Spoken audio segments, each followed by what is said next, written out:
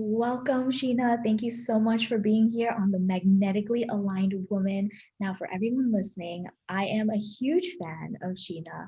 She is a keynote speaker, a coach, a podcaster, a consultant, and author on building self confidence. She currently inspires women through her highly successful podcast called The Tao of Self Confidence, where she interviews Asian women about their inner journey to self confidence. Her mission is to help Asian women boost their confidence to live as their authentic selves, create a voice in this world, and to create a stronger representation for Asian women. Sheena has been featured on Mind Valley, Slice.ca, Marketing in Asia, Manila Times, and more. She's also the top 100 Filipinos to follow on LinkedIn for inspiration and learning in 2020. Thank you so much for being here. I am so excited to have you. And oh my God, as an Asian woman, like I am a huge fan. Well, thanks for having me, Nikki, and inviting me to this amazing event. I'm really honored to be here. And as Nikki mentioned, I talk about self confidence because self confidence was something I never had growing up, especially as an Asian woman. Growing up, I didn't get a lot of representation. Also, growing up in Canada, back then, I wanted to name myself Heather, have blue eyes because that's what I thought being beautiful was. And I was really ashamed of being Asian. But now, as I started my podcast to highlight more Asian women who are doing amazing things. It's really important to create representation because I just want other girls to realize what's possible for them is possible for themselves. And that's huge because back then I never thought anything was possible because there wasn't anyone that looked like me who was able to be in a TV show or become a president of something or have their own business or just even become a pilot. Like it's necessary to have representation so we can show others what's possible. I love that. And, part of this show and event that I put together, the Magnetically Aligned Woman, is finding alignment to who you are. At what point for you did that happen? You stated, you wanted to have blue eyes, and that was your mindset around being beautiful and what is acceptable in this world. At what point did that shift for you? I think it shifted when, I started seeing more Asian American actors on TV. Starting the first Asian American show I ever saw was American Girl with Margaret Cho.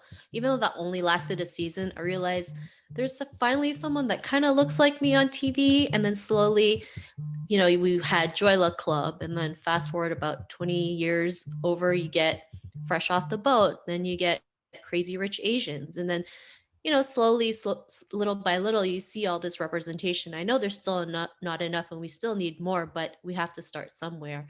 And I always knew I wanted to represent or I wanted to inspire women, especially Asian women. And that's how I started the podcast. And even just interviewing so many Asian women on the podcast, it just made me realize how important this was because every time I would interview a woman, she would be like, I wish I had this when I was younger. And that's what I've always wanted to when I was younger. I just wish I had something where I could relate to other Asian women, the struggles they went through. So I can realize like I wasn't the only one who was struggling of not feeling enough, going through fear, worrying over every little thing, comparing myself to others. I'm pretty sure everyone has felt that way. And sometimes we feel like we're the only ones. But knowing that other people are feeling that way and they're able to overcome it, it just helps us realize like anything's possible. Like even though we're at our lowest lows, we can still rise up.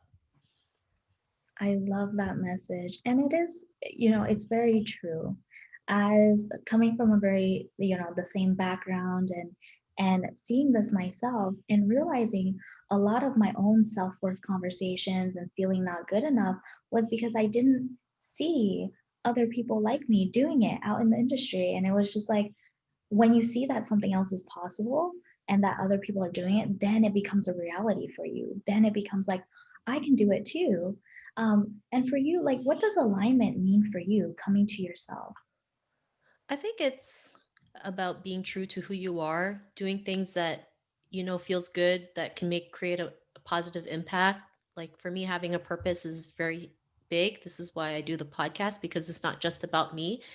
There's a lot of people who can fit into this, and it can go beyond just like Asian culture, because still women in different cultures still face, confidence issues, low self-esteem, and we can still relate to each other. And it takes a lot of work to to get there, right? Sometimes you really got to spend time with yourself and figure out what you tolerate and not tolerate. Really get to know who you are, being able to treat yourself like your own best friend versus being your own worst critic, which I'm pretty sure we're all guilty of. I know I have. And it takes time. It doesn't happen overnight, but the more we work on it, the more we can figure out who we are authentically and live life towards that. And it's okay. And that means also being able to face your fears, being able to push through things that make you nervous or make you scared, or being able to be okay with making mistakes, being able to embrace rejection, and being able to embrace all your imperfections. Like, especially with this lockdown, right? It's like I haven't gotten my eyebrows waxed forever and they just look like a bush, but it's okay because it's still me and I'm still beautiful. Wow, I love that. I always say the foundation is on the inside. Like, no matter what you create on the outside, if the inside isn't stable, if the inside is not accepting of who you are, then everything else around you, there's not a solid foundation to hold it up. And that was so true for me when you mentioned um, like when you don't look a certain way and then you don't feel confident in that aspect and how to build that up over time. It's a process. It's like learning self-love, learning to stand in adversity and say, you know what, even if nobody else believes in the vision, it doesn't matter because I believe in myself, and you still go for it. So I know you teach confidence and you are all about confidence. So how have you personally built confidence and help others build their confidence? For sure. Some of the things I've done to build confidence was being able to build it step by step. I believe in building it little steps along the way, because that's what really yields the boosting your confidence versus trying to take that big leap, not attaining that leap, and then you feel bad about yourself. You don't want to end up making any other, action towards your dreams. And some of the things I've been able to do to help me also overcome my own self confidence issues was have a mentor, hire a coach, because that really helped me push through some of the worst things that I had to do, or just being able to push through my fears, being able to be okay with rejection, because that, like, I don't take rejection lightly. Sometimes I overanalyze it and think like, why did they say no? Maybe I'm not good enough. And sometimes no can be a blessing. And so those are some of the things I did, whether it's hiring a coach or joining a women's group. That really helped me build my confidence and pushing through my fears. One of my fears was being able to not being able to go on video. Like, video was like so like scary for me. My first video took 2 minutes and it took 2 hours to record a 2 minute video because I would like turn it on, say something, fumble, turn it back off. And I repeated that same process for like 2 hours straight. And so I think so I also want to I also help people push through some of the worst things that they can ever imagine, because sometimes when you push through it and you're still standing, it's not as bad as you think. And if you can push through the worst things ever in your life, you're ready to conquer everything else.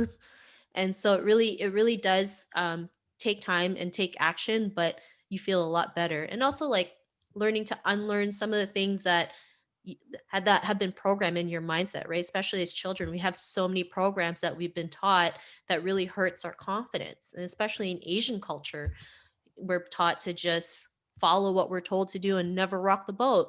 And because of that, we end up feeling trapped within ourselves. We can't be who we are because we have to be a certain way or look a certain way, have to be that quiet and obedient daughter, sister, wife, whatever it is. But really, that really hurts us. And we really need to go out there and speak our voice and use a platform to, share stories, speak our truth, because you never know who's listening and you never know who you can inspire along the way.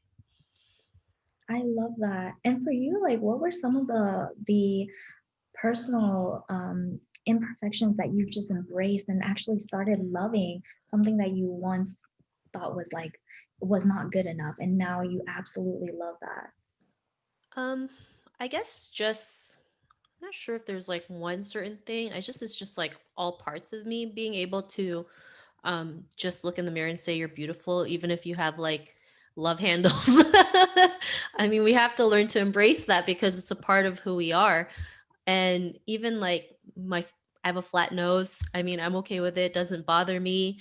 It's just who I am. And just learning to accept every part of you, the good, bad, and the ugly, really just helps along the way. And just being able to do things like being able to make a mistake helps me a lot, because before, when I made a mistake, I thought I was an epic failure. And that was because when I was in kindergarten, I failed kindergarten for coloring outside the lines, and for the longest time I just thought I was the biggest failure ever because of that.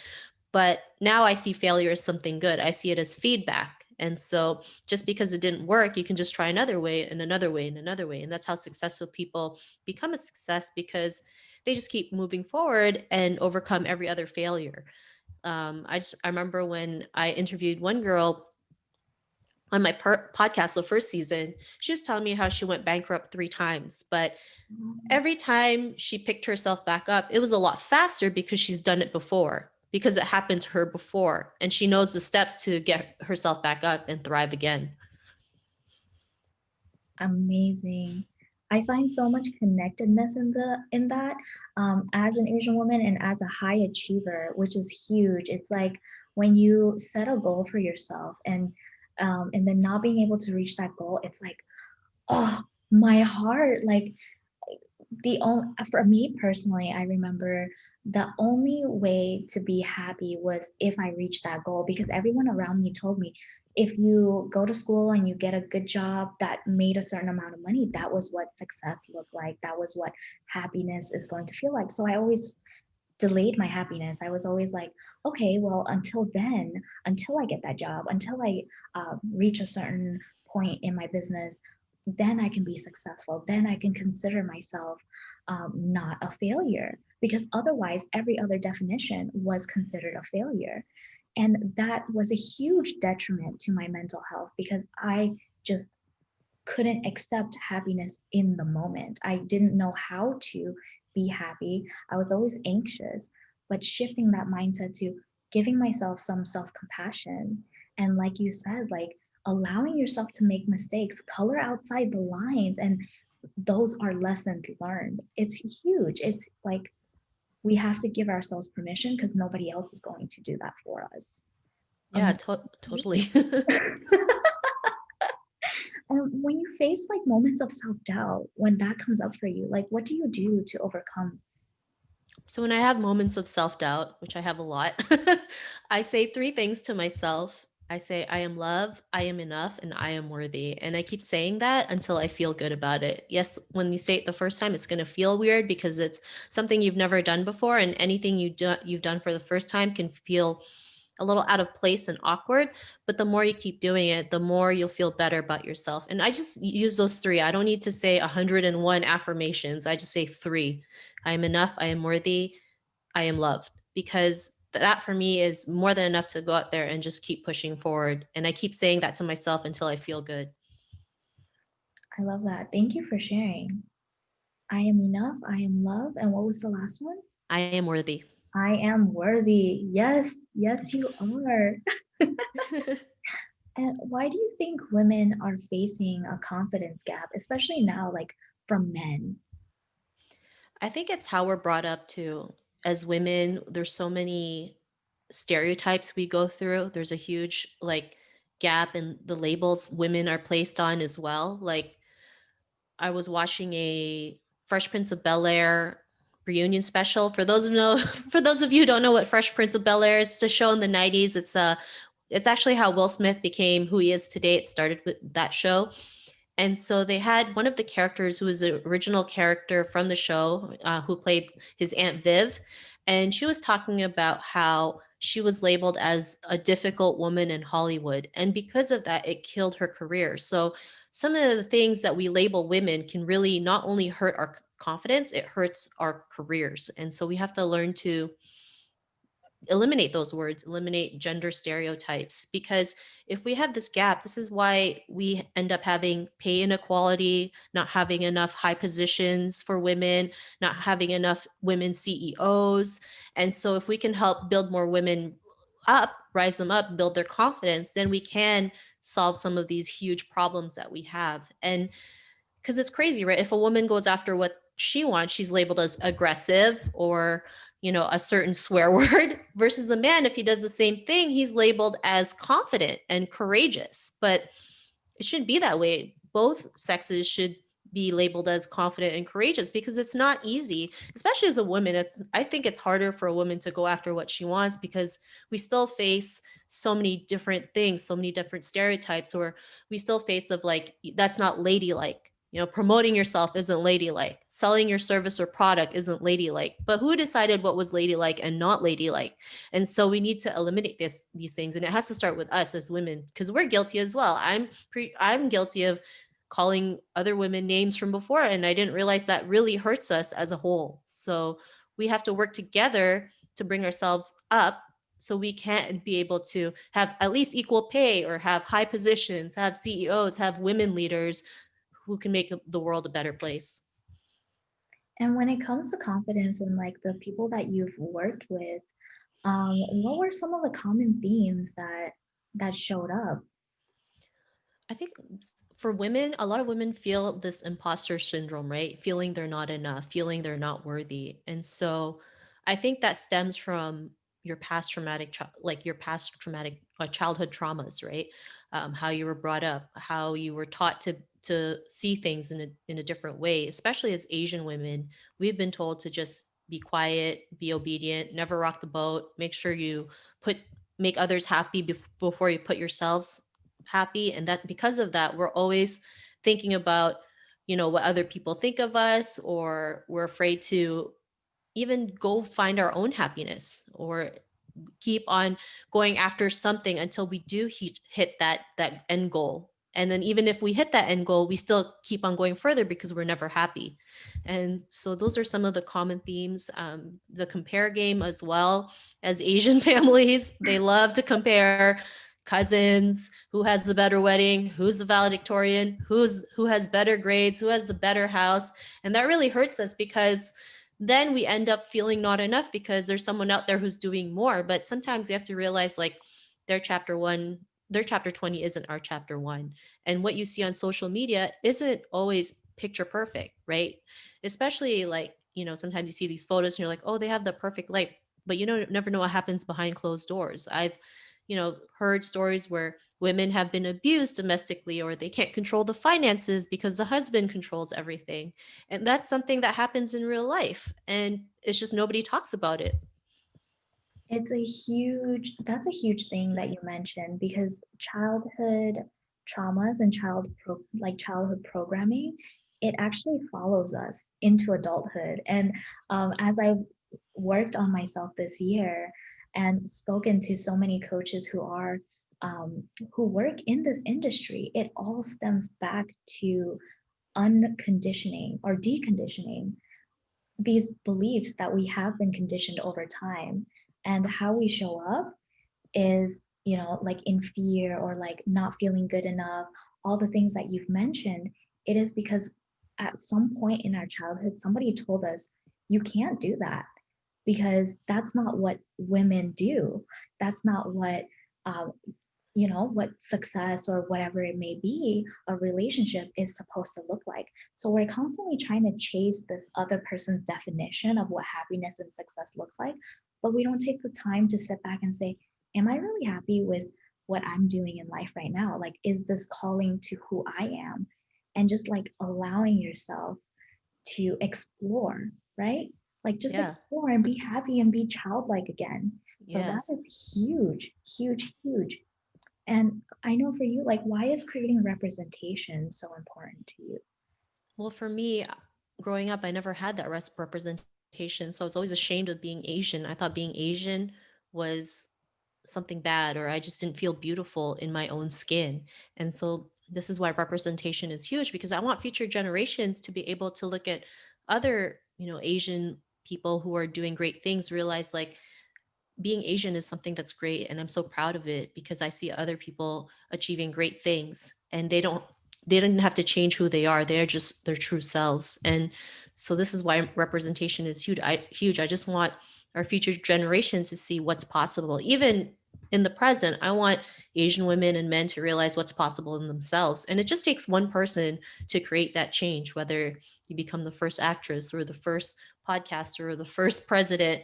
It just starts with one, which opens the doors for many other. Because I say a win for one Asian is a win for all. I love that. I love that so much. And it's true. It's true because, like, now I see, your podcast and I go through your podcast and I watch all the episodes and I feel so connected.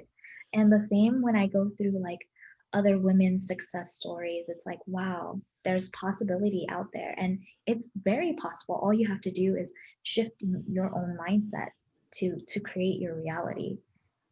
And for after, I mean, you've interviewed so many women, over 800. What were some of the biggest lessons that you learned after interviewing so many women?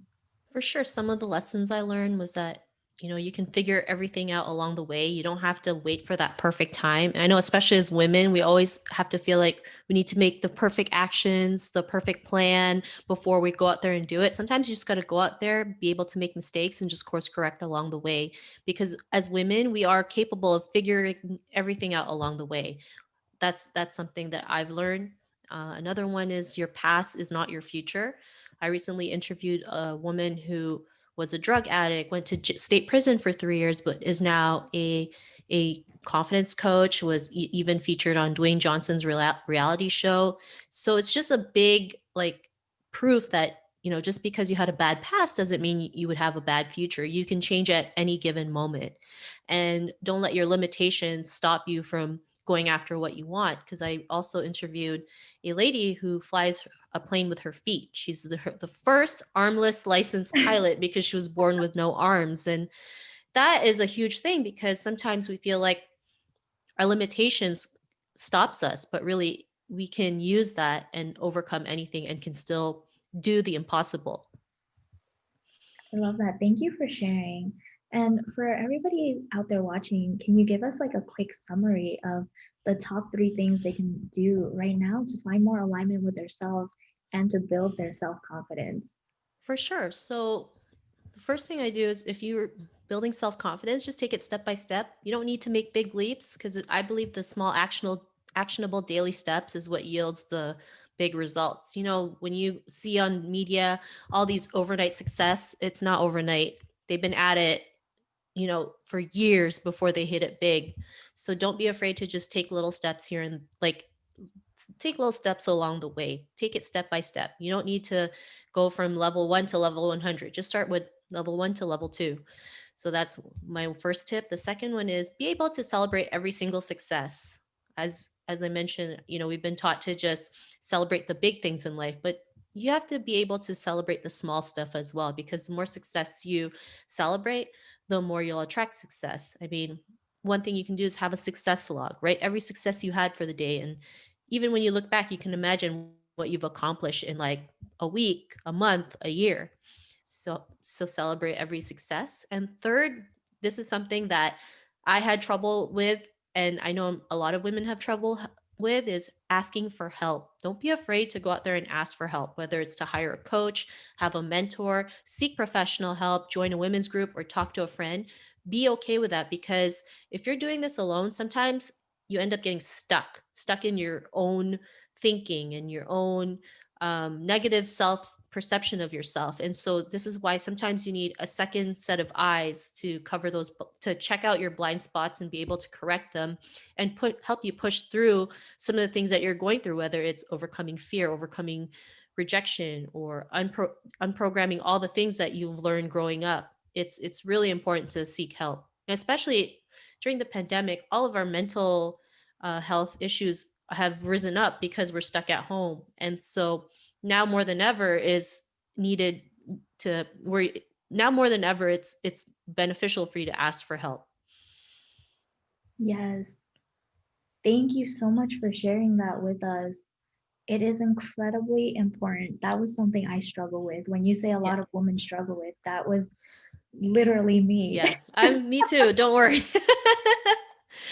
Even going through and having a coach, I'm still stuck in the mindset of I need to do everything alone and I need to learn how to be self sufficient. But when you get stuck in that momentum, it's like it's detrimental. And then when someone else comes and says, you know what, you can do it, you can do it, and they raise you up out of that space, then the possibilities start opening up for you. Yeah. So it's beautiful. And I know you have something for the audience. Can you share that with us? Yeah, for sure. So, for anyone who's looking for some coaching to build self confidence, I am offering a complimentary 20-minute coaching call, and Nikki will have a link so you can schedule it. And yeah, I can't wait to connect with so many people out there who are having confidence issues, because I think confidence is something that's really needed to go out there to push forward, to move forward, to be able to live our authentic selves and just be happy with ourselves.